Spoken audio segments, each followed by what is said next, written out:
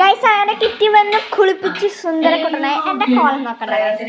അപ്പൊ നമുക്ക് കാണിച്ചു കൊടുത്താലോ കിറ്റിക്ക് ക്യാറ്റിന്റെ ഒരു സംഭവം റിയാക്ഷൻ നോക്കാം. കിറ്റിക്ക് പിടിക്കാൻ പറ്റുന്നില്ല. കിറ്റിന്റെ റിയാക്ഷൻ കണ്ടോളൂ. ആയിട്ടാ